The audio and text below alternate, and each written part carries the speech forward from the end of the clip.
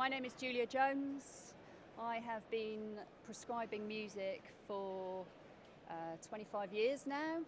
I started off with working with Olympic athletes, showing them how to use music to control anxiety, to boost motivation, to boost confidence, and to use music to trigger certain mindsets at a certain time. And this, when I read my first music neuroscience article in the early 90s while studying psychology, it just blew my mind, literally, that all this stuff happens in the brain when we present the brain with music and with sound. And when I then saw that in play, how powerful it is in a highly stressful environment when you're at elite sport level, and how sound and music embedded within training can literally trigger these responses in a meaningful way. It was quite incredible. So over the past 25 years, I have continued to peddle this same knowledge, but in different environments, because the brain is the brain. So you don't have to be Usain Bolt to be able to benefit from using music. And it's no coincidence that you see so many professional sports people before performance with headphones on, like you are sporting these very fashionable silent disco headphones right now. They are not just listening to some random local radio station, they're listening to sounds that have specifically been selected and used within their training. So they are triggering a certain sequence of events leading up to performance to try and maximize the likelihood that they will be able to perform at any given time. So how I then took that information, it's the same science in different environments. So whether that's a care home or a school or a building or a public space, it's all the same chemicals and the same processes. So what I thought I'd do this morning to start this Thursday off with a bit of neuroscience. Have you got your notebooks ready? I'm just going to show some, obviously a top-level overview of some of the things that happen in the brain when you present sound and music. And then I'm going to give some examples of how we've used that in environments, so within offices, within public spaces, and working with developers and professionals in the built environment. So, without further ado, let's test the technology. Right. So, this is a guy, he currently resides in the Natural History Museum, if you'd like to pay him a visit. We know that music was a part of the fabric of everyday life dating back 40,000 years, because the oldest instrument that's been found to date is a flute that was found in a cave where our distant ancestors were living. And a flute, if you think about the flute as an instrument, that's a complex instrument, right? So music and rhythm and dance and making sounds together would have been part of human society and part of society way before they'd figured out how to make a flute. So it's much more than entertainment. And we find ourselves now in the roaring 20s again, and music has been positioned very successfully by the music industry as entertainment. Every year the UK music industry announces its figures, and last year music was worth £5.2 billion to the UK economy. Well, that's just the entertainment, the commercial entertainment revenues. That's the ticketing, that's the synchronization fees, that's the sales of music and publishing revenues. That's not the full value of music. That's not the value that music creates in building sensational experiential environments, It's not the value of music in school in terms of driving brain development. It's not the value of music in healthcare and in care homes. 5.2 billion is just the commercial element of it. And we've really lost the plot slightly because we've forgotten that music is an integral part of being a human. And my work on a daily basis now is to remind people of things that they already know, that music and sound is an important part of the human experience. Unless you have a hearing impairment, and even then you're still receiving those signals and rhythms through other sensory input. But we do tend to forget about the ears. So when we're designing places for humans, we tend to focus on the visual and on the touch aspect. It's like, what's the sensory experience of this material? What does it look like? We're designing on screens. So, architects show me these incredible designs for the new builds. And I'm like, but what does it sound like, guys? What does it sound like? Because in your design phase, it sounds silent, and that's not the reality. When that is in a physical form, there will be a soundscape associated with that. And part of the work that we've been doing recently with the Mayor of London is troubleshooting around different areas where street performance, for example, has existed for centuries, but then a 5-star hotel gets built there, or multi-million-pound residential apartments, and then one person complains about the street performer and the local authority has to try and regulate and remove street performance because that environment was not properly thought through when they designed this incredible looking building. Sound wasn't thought of deeply enough. So I encourage people always to not forget that it's our brain that decides whether we enjoy an experience or not.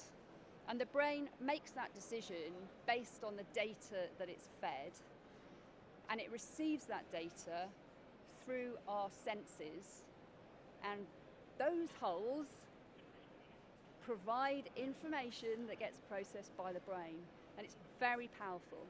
So if you think about visual advertising, I'm looking at an advert, it's having an impact.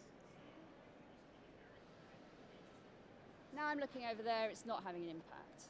Now I'm looking over there, it's not having an impact. Now I'm looking there, it's not having an impact. Whereas sound is 360 degrees. If a speaker was there, I would still be able to hear that sound, whether I was looking directly at it, or facing that way, or facing that way, or facing that way.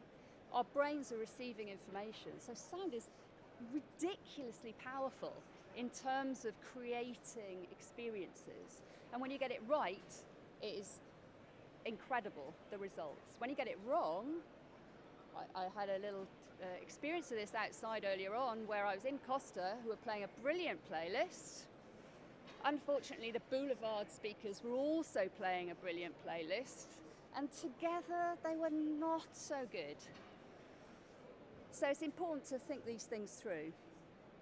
When you think of the complexity of it, this is probably a little bit small to read unless you've got extremely good vision, but I will read it out anyway. So music is one of few things that activates pretty much all areas of the brain. It's an extreme cognitive workout. So your motor cortex, you're having to translate signals and create muscle movements, especially when playing an instrument or moving in rhythm. Like when you were listening to that, to the music at the beginning, even though you were not up and dancing, I was very disappointed that no one did that. But there would have been triggers, not large enough to produce a muscle movement, but there would have been sensory activity going on in the motor cortex in time to the beat of the music. The sensory cortex is, you're receiving information from all of the senses. So if you think about when you go to a gig, you're receiving those vibrations through your skin. That's why a live experience is often so much better than a recorded experience, because you've got the additional, because of the increased volume and the bass levels, you've got increased sensory data through all senses. Visual, obviously, when you're watching a performance, or if you're learning an instrument, you're having to translate what you're seeing, and to produce a kind of a perception around that. The prefrontal cortex is making decisions at a higher level, so it's processing this information, and especially when you're learning an instrument or performing, it's juggling all the different aspects of that so that it's all in time. When you're listening to music, it's wondering what's coming next, and then you're satisfying that expectation. And obviously the auditory cortex, your ears play an essential role in this experiential and this consumption of music. And at a cerebellum level, our evolutionary instincts, much deeper down, are still in play. So when you find yourselves, tapping your foot, and those automatic responses to music, that is a very evolutionary response to sound and to rhythm. There's a chemical process as well. So we know that music really drives emotion, and I would, as an example, ask you to think about Hollywood. Hollywood has built an empire based on the music's ability to drive emotion. So if I showed you a scene on that screen, and I played the same scene with different types of music over the top of it, that scene would have completely different meanings to you. Even if it was just me walking across a car park, certain music would make you think, oh, they're on their way to break up with someone, or they're just on their way to propose marriage, or they're just on their way to kill someone, they're just on their way to a funeral. Yeah, I mean, it's really powerful. Even the silent movies had music. They had the old piano music in the background, and it wasn't a truly silent experience because that audio drives that emotional content. So from a chemical level, dopamine and serotonin in particular regulate our mood, and we can make people feel very happy and very sad through different sounds, and it's immediate. So triggering those chemicals, you can literally, it can happen so quickly. If you want to put someone in a particular mindset, then this, there's a big difference. When I ask people to suggest happy songs and suggest sad songs, everyone has, there are types of sounds that you associate with mood and different types of mood. Oxytocin, this is where our ancestors really used music to build communities, build congregations. Oxytocin is our social bonding tool, where we feel close connections with people, and that is through singing and dancing. We've really been using that for many, many years. There is cortisol effect, so the regulation of cortisol, our stress hormone. So we can use music to reduce stress and try and produce less stressful and more relaxing environments. Our circulation and our lung function is boosted, especially when we sing. So people who have joined singing groups, they have this effect. This effect happens very quickly if you're regularly, because you're breathing so deeply when you're singing. There is an instant response.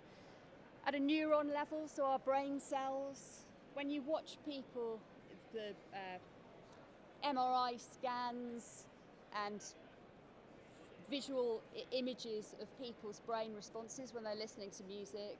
It synchronizes. So when you were listening to Talk just now, if I had MRI scanner eyeballs, you would have been flashing, synchronizing together. That's a really powerful thing. You know, it's a rare skill that humans have to be able to synchronize together and dance together and sing together in the way that we do in such a sophisticated way. And then memory and attention. I'm doing a lot of work in the dementia space at the moment, and there's no better example of music's ability to create deep memories than when you're with someone who doesn't know anyone in their family, they don't know themselves, they don't recognize a photograph of themselves. But if I put on a song that they grew up with, they'll sing every word of it with me. They'll tell me where they bought the record, they'll tell me where they used to dance to the song, they'll tell me about their friends. It's an extremely powerful effect. And those memories run really deep. And those memories and that nostalgia is used a lot in marketing to kind of connect people across different age groups. So in the environment,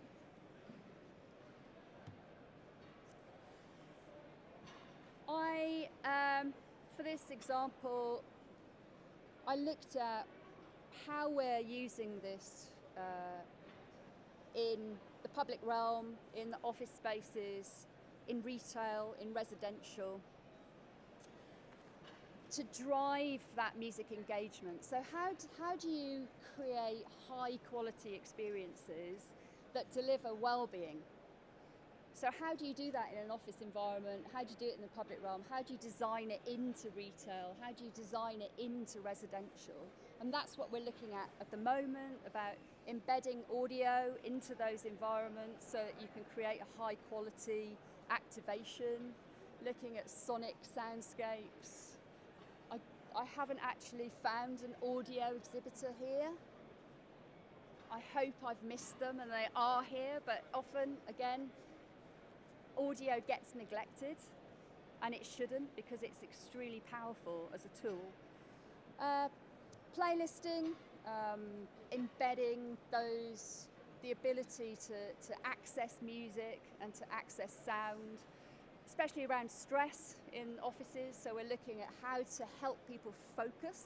So we're doing that with you right now. If you didn't have your headphones on right now, you'd be much more aware of all the bustle and the hustle and the sounds that are going on behind. So we've removed that for you to give you a more focused environment. We're doing that at the moment, trying to teach people how to use sound properly within the workplace to improve their cognitive function, which Ken is going to be talking about in the next session, so sit tight, because Ken will go into that in more depth. So then I started off about talking about the ways to well-being. I don't know, how many people have heard about the 5 ways to well-being? Yeah, a few. So this was adopted a few years ago by the National Health and internationally actually, about this is the key to good health. So if you can regularly do these things, then you will increase your likelihood of improved well-being throughout your lifespan. So extending your healthy life expectancy, because obviously right now people are living much longer than ever before, but their healthy life expectancy is the key number. I don't want to live forever if decades of that forever is terrible. I want to live amazingly for as long as possible. So these are key to that, and trying to make it simple to engage in these things every day. It's not about joining the gym. You do not need to be a member of a gym. So what we try and do is show how music can help deliver those 5 ways to well-being. So in terms of being active, Obviously, we encourage people to exercise to music. My research many years ago looked at the impact of synchronizing to music on exercise. And almost without fail, if you get someone to exercise on a bike or a treadmill or whatever and ask them to keep in time with music, they'll keep going longer than if they have no music. And even if they have music that they're not synchronizing to. It increases that endurance effect. It distracts from feelings of fatigue. It delays the conscious awareness of feelings of fatigue. They keep going for longer. So the exercise to music world has exploded. Even, you don't need to be in a gym or an exercise to music class. It's about going for a walk, pick a playlist, stick with that tempo. Dancing, obviously, is hugely beneficial because you're also having to, push your brain with all the synchronizing of learning the steps, synchronizing, coordinating, memory. It's complicated. So you're not just working out your muscles and your musculoskeletal system and your cardiorespiratory system, you are also working out your brain intensely when you're dancing. Singing, again, for lung capacity. Giving. So I urge people to tip buskers because you will get a flood of feel-good chemicals when you chuck a pound coin in the guitar case of a busker. They get that response, and so do you, because you have given. You have donated, you have recognized them with a gesture, but also give your time. So we encourage people, a lot of people who are retired, to give their time to help with local music venues, help local events, help with music schools, music education, festivals. Keep learning, this is key.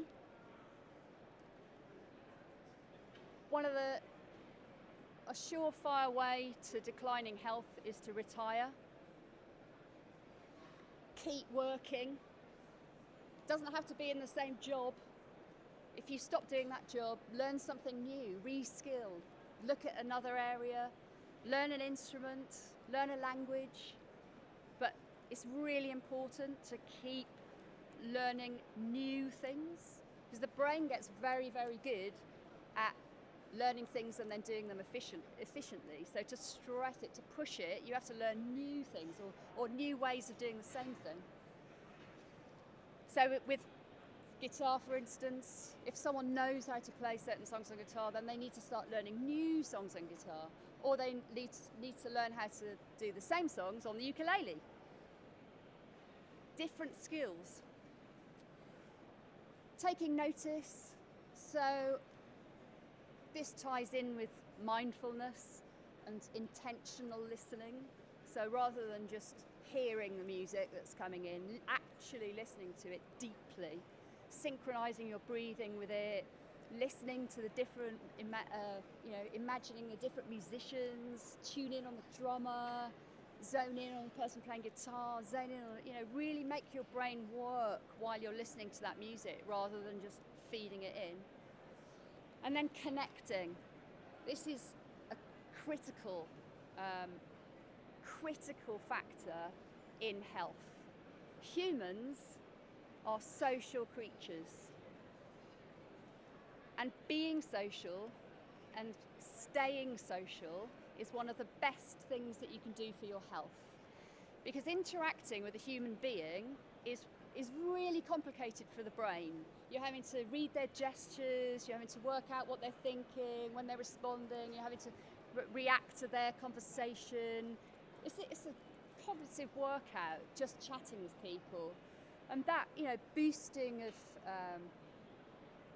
of oxytocin and those chemicals, those social bonding chemicals. Loneliness is a serious health problem, especially chronic loneliness over time. So music and bringing people together in public spaces through music and festivals, going to gigs, going to venues, it's an exceptional well-being tool.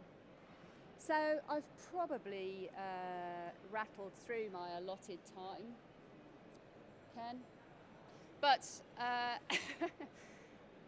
hope you gathered some useful information around that. And I am going to be around now, and also for Ken's talk. Have we got time? Yeah. Sure. 10 minutes for questions. There is a microphone if anyone would like to sing.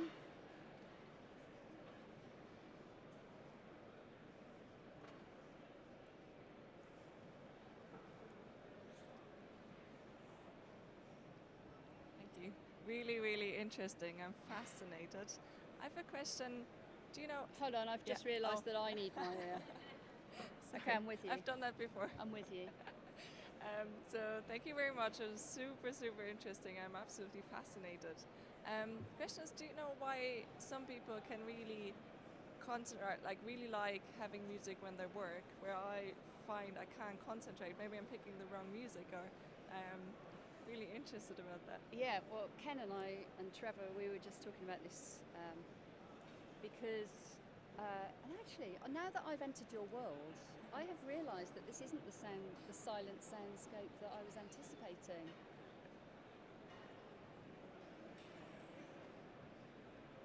So, back to your question. Yeah, we were just saying that people are not taught what sounds to use for focus. So often there's a Google, music for work or music for study, and then a zillion different playlist options come up. So then you're having to put your brain in decision-making mode. Like, oh my God, which one do I choose? This is, right, I'll choose this one. There's no verification process in place for that. So that's just a playlist that someone has uploaded, and they've just tagged it focus music. But there's no scientific verification that that person has got, well, actually, yeah, this ticks all the boxes to be most likely to get your brain in that zone. Volume is key as well. Exceptional noise cancelling speakers, headphones. And removing all distractions from your brain. And this is one of the biggest problems in work. People are trying, I'll put my focus playlist on now and I'm going to get some work done, but they haven't switched their emails. So emails are shooting across the top of the screen, notifications, on my phone, someone's texted me. It's like, it's music and a sound bed alone isn't what makes you focus. Music is one ingredient of getting yourself in that zone by preparing for a really focused work session. And I've just been working on what I call the focus runway, which is all the stages, like have you heard of the sleep runway? Sleep runway? So all the things that you need to do before getting into bed to increase the likelihood. So it's not like sleep hygiene, but the terminology now is sleep runway, where you're looking at the time leading up to it. So don't use your phone, don't have caffeine, don't have alcohol, all those things. I've created a focus runway equivalent of turn off your email, turn off your phone, put on noise cancelling headphones, eat and drink before you start focusing. Don't have, if I'm trying to focus here and I'm having a drink while I'm working, it's like, well, my brain's got to coordinate that whole movement. Drink before you start the focus session. So music is a part of it, but again, choosing the right soundtrack and selecting the right volume, but also doing all the other things that need to be done around it is the key to focus.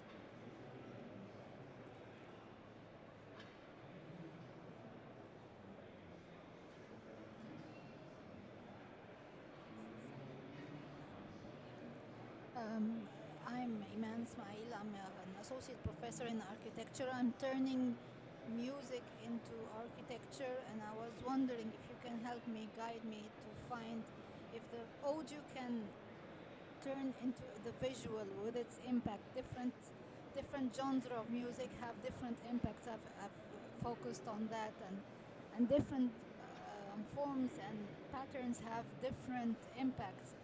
Can you guide me how to, if I want to change the audio into visual, can I find something that tells me the impact of the visual can have the same impact as the audio too, backwards?